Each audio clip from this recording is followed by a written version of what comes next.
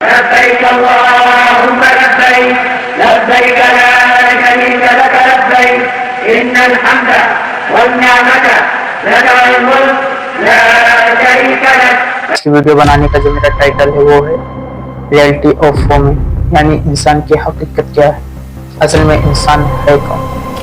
کبھی کیا آپ نے خود سے سوال کیا ہے کہ آپ کی حقیقت ہے کیا، آپ اصل میں ہو کون؟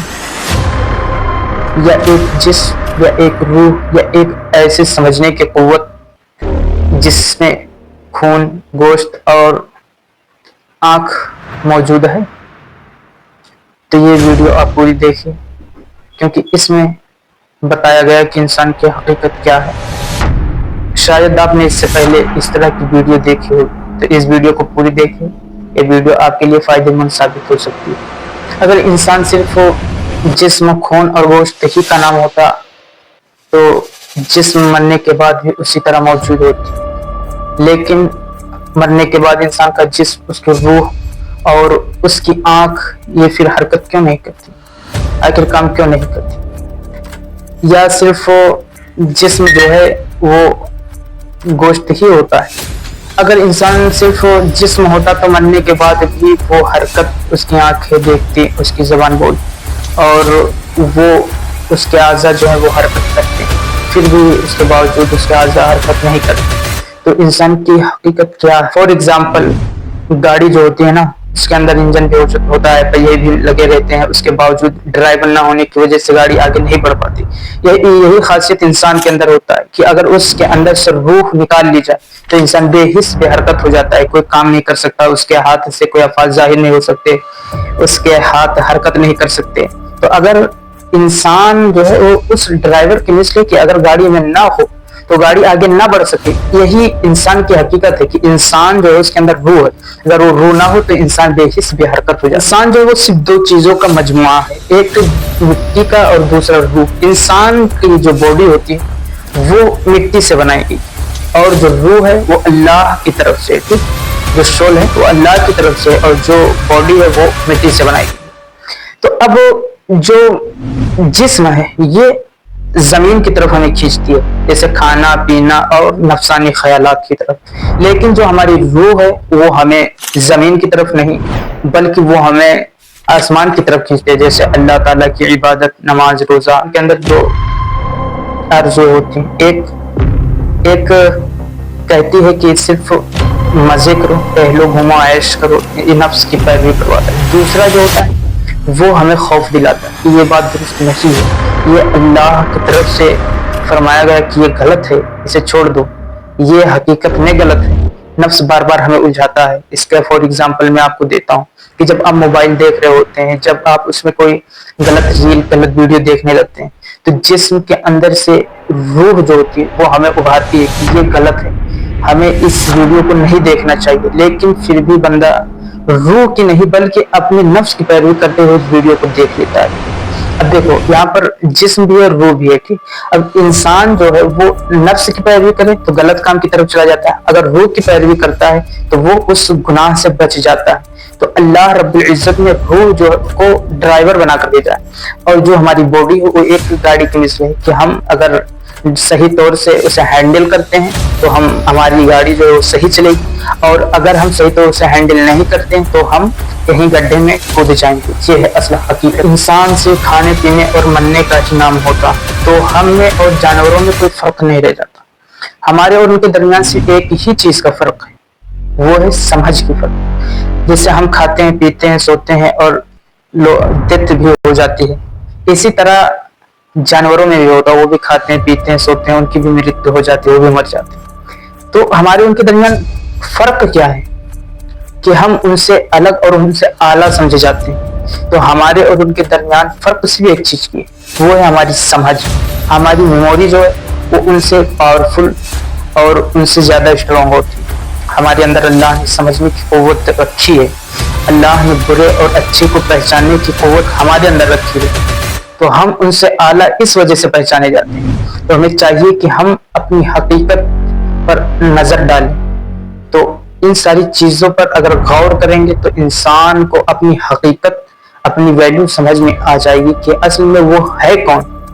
اصل اس کی حقیقت کیا ہے، یہ پرائیویٹ نہیں ہے یا ہمیشہ رہے گی، بلکہ اسے بھی ایک نہ ایک دن فنا ہو جانا ہے۔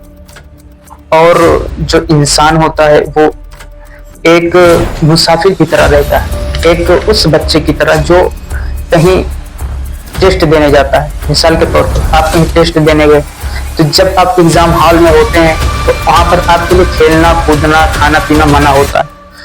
یہی حال ایک انسان کا ہوتا ہے کہ جب وہ دنیا میں رہتا ہے تو دنیا جو ہے اس کے لیے ایگزام ہال ہے، جہاں پر کھانا کھیلنا کودنا یہ سب منع ہوتا ہے۔ مثال کے طور پر اگر آپ کہیں ایگزام دینے کے لیے گئے اور پھر آپ یہ کہیں کہ میں یہاں پر ایگزام دینے کے لیے نہیں بلکہ میں یہاں پر کھیلنے کودنے کے لیے آیا ہوں، تو آپ کو وہاں پہ کیا پاس ہوں گے؟ نہیں، آپ پاس نہیں ہوں گے، بلکہ آپ کو فیل کر دیا جائے گا، اور آپ کو اس کی تکلیف کو بعد میں آپ کو پر پڑے گی، اس کا اثر آپ پر پڑے گا۔